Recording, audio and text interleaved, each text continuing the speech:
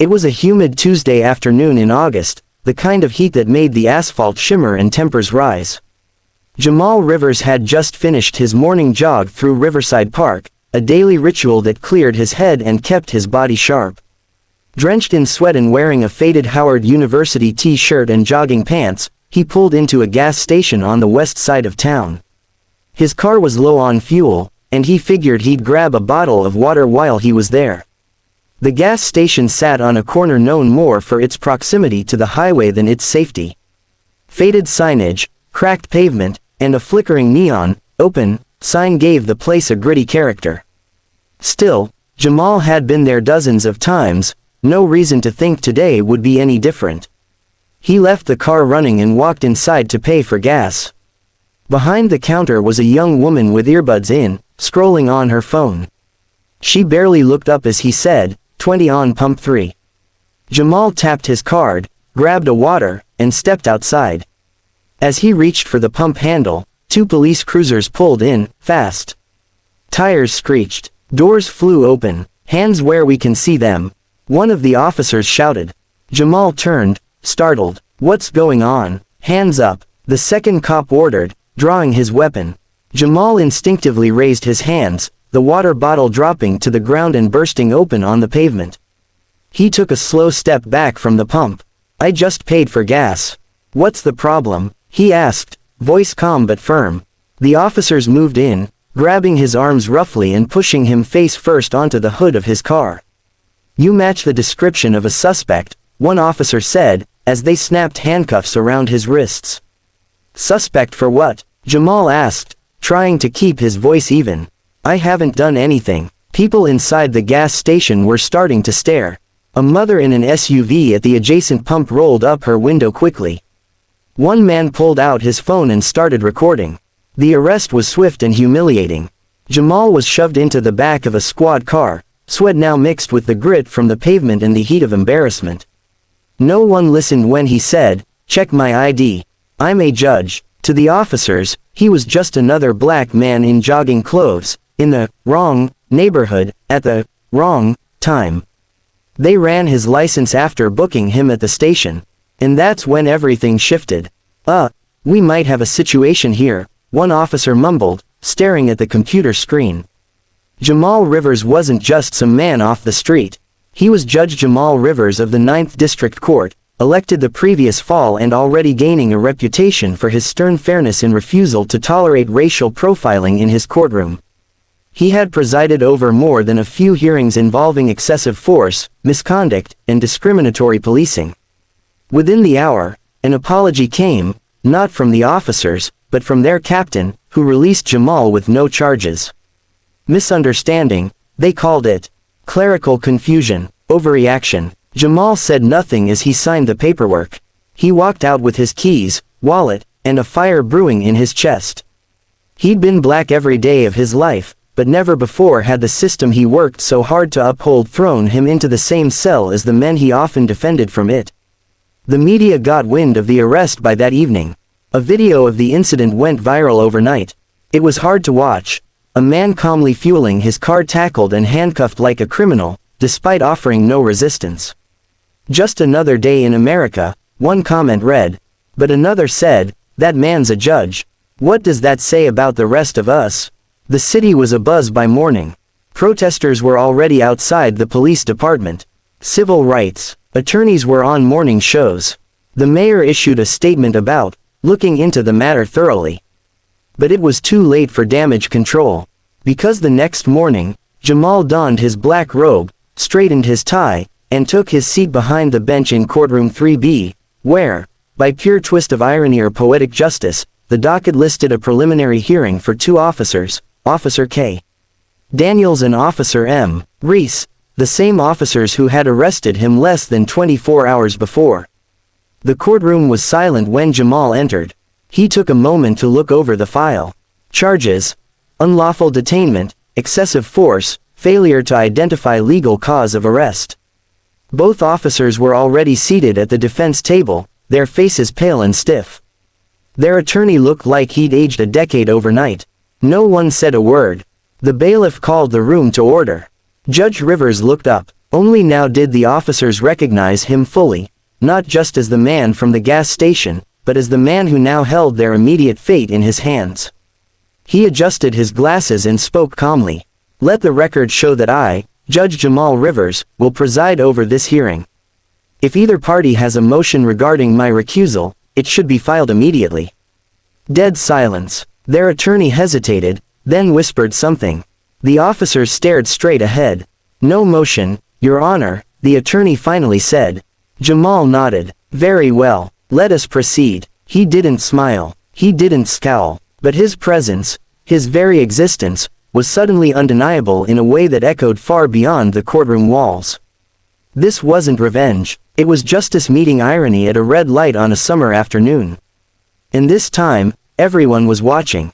To be continued. Judge Jamal Rivers sat tall behind the bench, his black robe draped like armor over a storm he refused to let show. The courtroom was unusually crowded for a preliminary hearing. Civil rights attorneys, reporters, law students, even a few off-duty officers in plainclothes dotted the gallery, waiting to see how this surreal situation would unfold. At the defense table, officers Kyle Daniels and Mark Reese looked like ghosts. Less than 24 hours earlier, they had handcuffed the man now presiding over their hearing, on false pretenses, with unnecessary force, and with complete disregard for who he was or what he'd done. Today, the weight of that decision hung in the air like smoke. Judge Rivers tapped his pen once, slowly, against the wood of his bench. Then he spoke, calm and clear. "This court is not a place for vengeance. It is a place for truth and accountability. I trust both counsel will respect that standard." The prosecution, led by Ada Marlene Vega, stood. "Yes, Your Honor. The state intends to show clear evidence of misconduct, improper detainment, and racial profiling by officers Daniels and Reese." The defense attorney, Michael Kessler, shifted in his chair. "Your Honor, we don't deny a misidentification occurred, but there was no malice." Officers Daniels and Reese responded to a report of a suspicious individual and followed protocol. "Protocol," Judge Rivers interrupted, "does not override constitutional rights. Please remember that as we proceed." The courtroom fell into a tense rhythm as Vega began laying out her evidence. First came the gas station security footage, silent but damning. The video showed Judge Rivers, dressed casually, calmly walking into the store, paying, and returning to his vehicle. Less than 30 seconds later, the two squad cars pulled in. The officers never hesitated. No conversation, no questions, just weapons drawn and immediate detainment. Then came the body cam footage. The audio made the silence worse. "Looks like our guy. Let's not take any chances. Hands up, he's not listening, take him down." And then, Rivers' voice, "I haven't done anything. I'm a judge." The impact in the room was palpable. The body cam showed no attempt to verify ID before force was used. After the footage, Ada Vega called her first witness, Lieutenant Carla Morgan, a 17-year veteran of the force and Daniels' direct supervisor. "Lieutenant Morgan, were you aware of the gas station call that day?" "Yes," she replied. "The dispatch report said a man was standing near the pumps, acting suspiciously, which, in itself, is vague." "Did the report describe a weapon? Aggressive behavior?" "No, just that the man was black, in sweats, and looking around too much. It was weak. Do you consider that sufficient cause for an aggressive detainment?" Morgan hesitated. "No, not at all." Kessler cross-examined, trying to suggest that tensions were high in the neighborhood, that officers were on edge, that quick decisions were necessary. "But isn't it true," Kessler argued, "that hesitation can be the difference between life and death for an officer?" Judge Rivers leaned forward slightly. "Counselor, this is not a trial about hesitation. It's about judgment. Continue." The next witness was Jamal himself, though not from the bench. He stepped down, handed over the gavel, and took a seat on the witness stand as a temporary judge was brought in solely for the questioning. Jamal's presence was quiet but commanding. He recounted every detail, how he complied without resistance, identified himself early, and was still treated like a criminal. "What were you thinking in that moment?" Vega asked. "I was thinking that no matter how high I climbed, my skin still got to the door before I did." A hushed breath passed through the courtroom.